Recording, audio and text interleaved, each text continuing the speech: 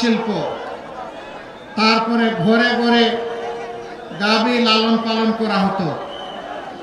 মাঝখানে দেখা গেল তাঁতও বসে গেছে, গাভী পালনও বন্ধ হয়ে গেছে।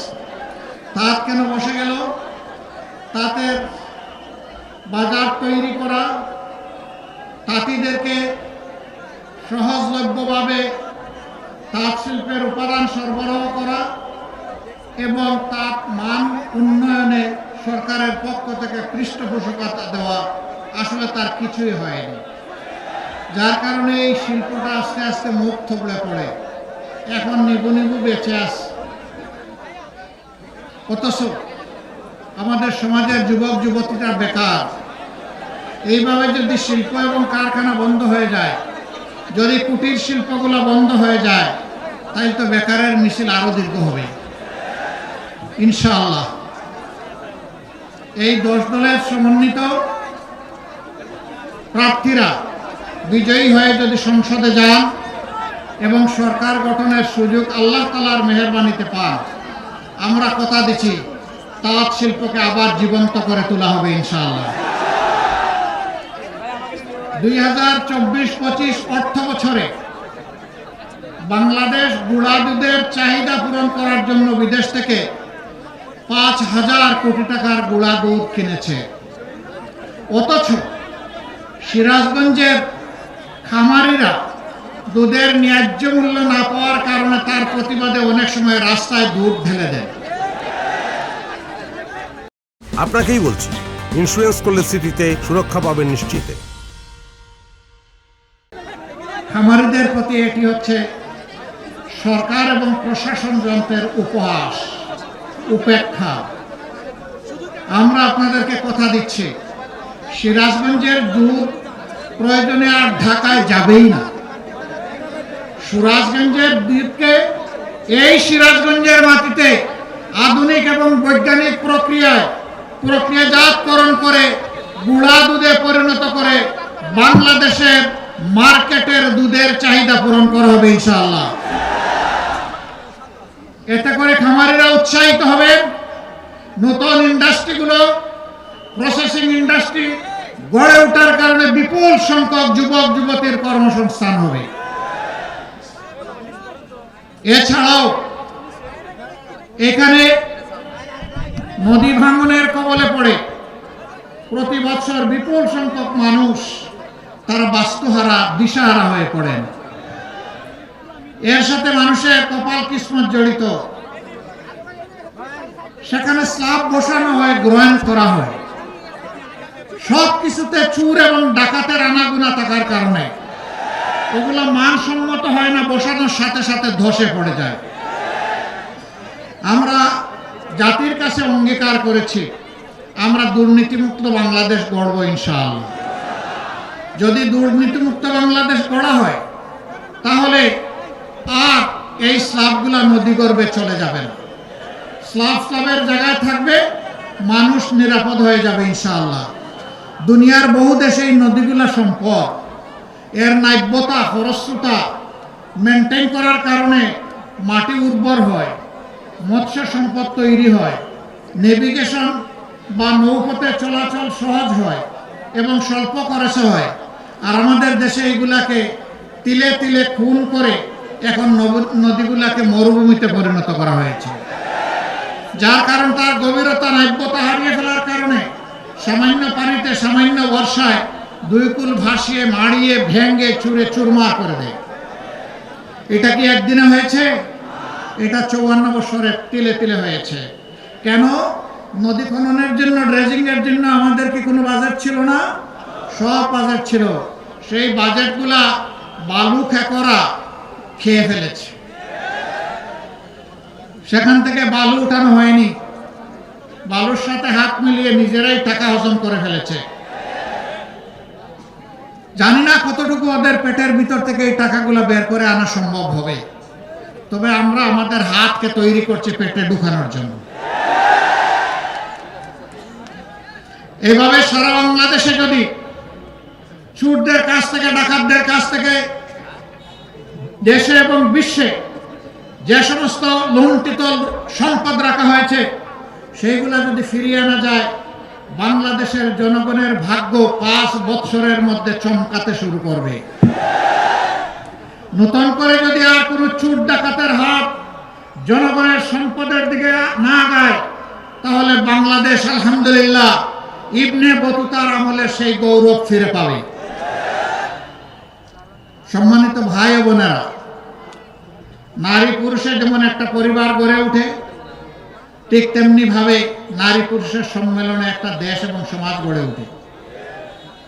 অনেকে ভয় দেখায় এই 10 দল যদি ক্ষমতায় যায়, বিশেষ করে জামাতে ইসলাম, উপায় নাই রে, সব তালা মেরে দিবে ঘরে ঘরে, বোনদেরকে বের হতে দেবে না, মাদেরকে বের হতে দিবে না, লেখাপড়া করতে দিবে না, পেশাগত দায়িত্ব পালন করতে দিবে না। এগুলা সব ধোঁকাবাজদের কথা, সব ধোঁকাবাজরা এগুলা কথা বলে। আমরা কি করব জানেন?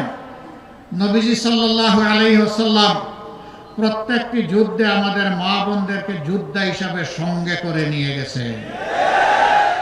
যুদ্ধের চাইতে কঠিন কোনো কাজ আসমানের নিচে জমিনের উপরে হয় না।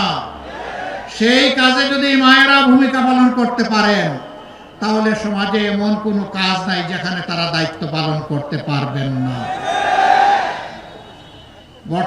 বর্তমান সমাজেও তারা কাজ করেন, কিন্তু দুইটা জিনিসের বড়ই অভাব। একটি হচ্ছে তাদের নিরাপত্তা, আর একটি হচ্ছে তাদের মর্যাদা।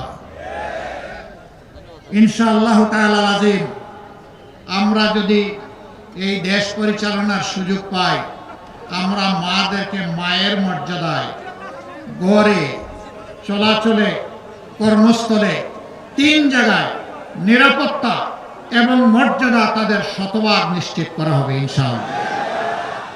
আমরা বিশ্বাস করি আমাদের জীবনের চাইতে আমাদের মায়েদের ইজ্জতের মূল্য অনেক বেশি। আমাদের চাইতে কেউ এই মূল্য, এর প্রতি সম্মান প্রদর্শন করেছেন তার প্রমাণ কেউ রাখতে পারেন নাই। যারা আজকে বড় গলায় কথা বলেন বিভিন্ন জায়গায়, তাদের হাতেই আমাদের মা বোনেরা, মেয়েরা ক্ষতিগ্রস্ত হন। বড়ি বড়ি প্রমাণ, প্রতিদিন এই বিভৎস চিত্র উঠে আসে। তারা কিনা আবার আমাদের সমালোচনা করেন। সাধু সাবধান, বাক্সের মুখ খুলতে বাধ্য করবেন না, তাহলে ভিতরে সব কিছু প্রকাশ করে দেব। আমরা কারো বিরুদ্ধে লাগালাগি, খুচাখুচি করা পছন্দ করি না, কিন্তু আমাদেরকে কুসা দিলে কুসা ফিরাইয়া দেওয়া আমাদের উপরে ওয়াজিব। সেই ওয়াজিব কাজটি করতে আমাদেরকে মেহেরবানি করে বাধ্য করবেন না। আমরা আগেই বলেছি, জাতিকে বিভক্ত করতে চাই না, জাতিকে ঐক্যবদ্ধ করে আমরা সামনে আগাতে চাই। এই জন্য আমরা 3টা শর্ত মাত্র দিয়েছি। এই শর্ত আমাদের রাজনৈতিক সাংগঠনিক শর্ত নয়, এটি বাংলাদেশের জনগণের শর্ত। আমরা বলেছি, আগামী সরকার যদি আল্লাহ তাআলা আমাদেরকে গঠন করার তৌফিক দেন, আমরা সবাইকে নিয়ে সরকার গঠন করতে চাইব। তবে যারা 3টা শর্ত মানবেন, সরকার গঠন তারা অংশগ্রহণ করবেন। নাম্বার 1, নিজে দুর্নীতি করবেন না, আর বগলের নিচে কোনো দুর্নীতিবাজকে আশ্রয় দেবেন না। নাম্বার 2, গরিব ধনী, হিন্দু মুসলমান বৌদ্ধ খ্রিস্টান, নারী পুরুষ, শিশু আবাল বৃদ্ধ বনিতা, যার অধিকার যেখানে লঙ্ঘিত হবে, ন্যায় বিচার পাওয়ার অধিকার তার থাকবে। সেই ন্যায় বিচার সমাজের সকলের জন্য সমান বিচার ইনশাআল্লাহ নিশ্চিত করা হবে। যে অপরাধে একজন সাধারণ নাগরিকের বিচার হবে, একই অপরাধ দেশের প্রেসিডেন্ট করলে তার বিচার হবে।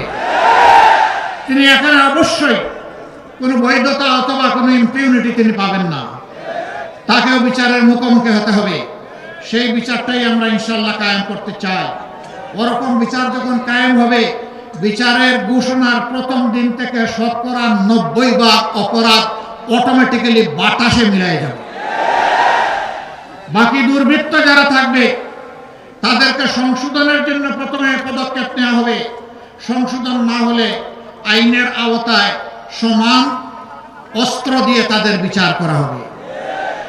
এখানে কারোর জন্য সোনার তলোয়ার আর কারোর জন্য ইস্পাতের তলোয়ার হবে না। বিচারের তলোয়ার সকলের জন্য সমান হবে। আমি গোলাকাটার কথা বলছি না, আমি বলছি ন্যায়ের কথা, ইনসাফের কথা, ইনসাফপূর্ণ শাসনের কথা। সম্মানিত বন্ধুগণ, এই সিরাজগঞ্জ আরেকটা দিকে পিছিয়ে আছে। স্বাস্থ্যসেবার জন্য একটা মেডিকেল কলেজ হয়েছে, ইনশাআল্লাহ এটাকে মানসম্মত মেডিকেল কলেজে পরিণত করা হবে। কিন্তু শিক্ষা এখনো পিছিয়ে আছে, মানসম্মত ভালো কোনো শিক্ষা প্রতিষ্ঠান এখানে গড়ে ওঠেনি। এটা 6টি আসনের একটি জেলা, এটা কেন অবহেলিত থাকবে? ইনশাআল্লাহ তাআলা লাজিম আপনারা দোয়া করবেন, আল্লাহ আমাদেরকে দায়িত্ব দিলে প্রথম নজরটা শিক্ষার উপরেই দেব ইনশাআল্লাহ। এবং সিরাজগঞ্জে তার শিক্ষার অধিকার থেকে বঞ্চিত, সেই অধিকার সিরাজগঞ্জবাসীকে দাবি করে আদায় করতে হবে না, আপনাদের অধিকার আপনাদের ঘরে পৌঁছে দেওয়া হবে ইনশাআল্লাহ।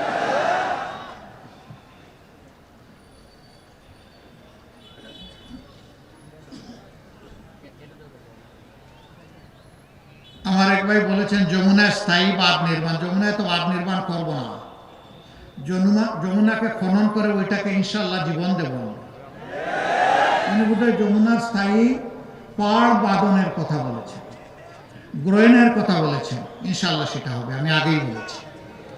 ওইটা হবে মানে সিমেন্টের সাথে ছাই মিশিয়ে হবে না ইনশাআল্লাহ, রোডের জায়গায় বাঁশ দিয়ে হবে না ইনশাআল্লাহ। এক সরকারের সময় রোডের বদলে বাঁশ আধুনিক প্রযুক্তিতে ব্যবহার করেছে, তাই না? একটা মেয়ে ডিবেট করতে গিয়ে বলেছিল, আজ যদি কবি জীবিত থাকতেন তাহলে বলতেন, মাগো আমার সুলভ বলা কাজলা দিদি কই, বাঁশের জায়গায় বাঁশ, চাঁদের জায়গায় চাঁদ তো আছে, বাঁশগুলো সব কই। মূল কবিতাটা ছিল, মাগো আমার সুলভ বলা কাজলা দিদি কই, বাঁশ বাগানের মাথার উপর চাঁদ উঠেছে ওই। চাঁদ তো আছে কিন্তু বাঁশ যে রোডের জায়গায় চলে গেছে। ইনশাআল্লাহ আমরা বাঁশ দিয়ে স্ল্যাব তৈরি করব না, আর আমরা সিমেন্টের সাথে ছাইও মিশাবো। কাজ হবে মানসম্মত, চুরিদারি থাকবে না, জোরাজুরির কোনো টেন্ডারবাজি হবে না, সব টেন্ডার হবে অনলাইনে, ই টেন্ডার। এটা আটকায় দেওয়ার শক্তি কারণে আমরা মূলের গুড়া ধরে টান দিব, গাছের পাতা নিয়ে টানাটানি করব না, বড় মাথার কানটা ধরে টান দিব। চুনোপুটিকে ধরবো না, ওদেরকে তো নষ্ট করে ঘট বাঁধার, ওই জায়গায় ধরবো আল্লাহ চাই। ওদের 2-1 জনকে ধরলেই দেখবেন সব ঠান্ডা হয়ে গেছে আল্লাহ চাই, শত শত ধরার প্রয়োজন হবে না। প্রিয় জনগণ, এই সব কিছু করতে হলে আমাদের একটা আমূল সংস্কার লাগবে, সেই সংস্কারের জন্য গণভোট। এই গণভোটে আপনারা হা বলবেন না না বলবেন?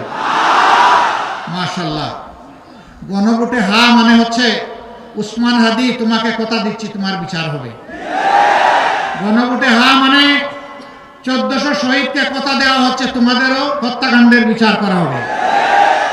গণভোটে হা মানে তোমরা যে স্বপ্ন বাস্তবায়ন করতে গিয়ে তোমাদের বুকের রক্ত ঢেলে দিয়েছিলে, আমরা তোমাদের ঋণ পরিশোধ করব হা বলার মধ্য দিয়ে।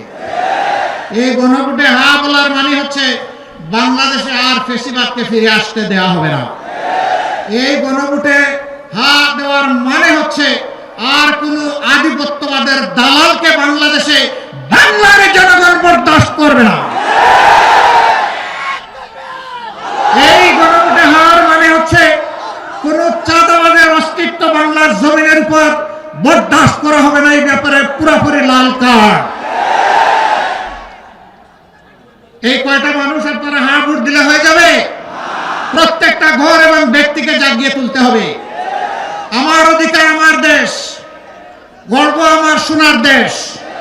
সেই সোনার দেশ গড়ার জন্য অবশ্যই ঐক্যবদ্ধ বাংলাদেশ গড়ার জন্য আমাদেরকে হা ভোটে অবশ্যই মোটিভেশন চালাতে হবে। দ্বিতীয় ভোটটি দিবেন আপনারা 10 দল একত্রিত হয়েছে, যেখানে যে দলের হাতে আমরা যে মার্কা তুলে দিব, আপনি এই 10 দলের যে দলের কর্মী সমর্থক শুভাকাঙ্ক্ষী ভোটার যাই হবে, আপনি ওই মার্কার পক্ষে দাঁড়ায় যাবেন, ওই মার্কাকে বিজয়ী করবেন। এটা দেখবেন না কার কর্মী আছে কার নাই, কার এজেন্ট দেওয়ার সুযোগ আছে কার নাই, এগুলো মোটেই দেখবেন না। আমরা দশে মিলে হারতে চাই না, আমরা দশে মিলে ইনশাল্লাহ জিততে চাই। আপনারা এইভাবে কাজ করবেন? আলহামদুলিল্লাহ। এবার আমি আহ্বান জানাবো, সিরাজগঞ্জ 1 আসনে যাকে 10 দলের পক্ষ থেকে আমরা প্রার্থী করেছি, তিনি হচ্ছেন বিশিষ্ট শিক্ষাবিদ জনাব মোহাম্মদ শাহিনুল আলম। ভাই আমার বাম দিকে কেউ আসবেন না, আমরা ডানপন্থী মানুষ ভাই, ওই ডান দিকে আসেন। আমরা ভাই বামপন্থী না, ডান দিকে আসেন। মাশাআল্লাহ মাশাআল্লাহ। আমরা ইনসাফের প্রতীক দাঁড়িপাল্লা তার হাতে তুলে দিলাম। সিরাজগঞ্জবাসী তাকে আপনাদের কাছে আমানত হিসাবে তুলে দিলাম। আপনারা কি আমার ভাই শাহিনুল আলমের হাত মজবুত করবেন? 10 দলের এই একটা আসনকে বিজয়ী করে সংসদে পাঠাবেন। আল্লাহ আপনাদেরকে সাহায্য করুন, কবুল করুন।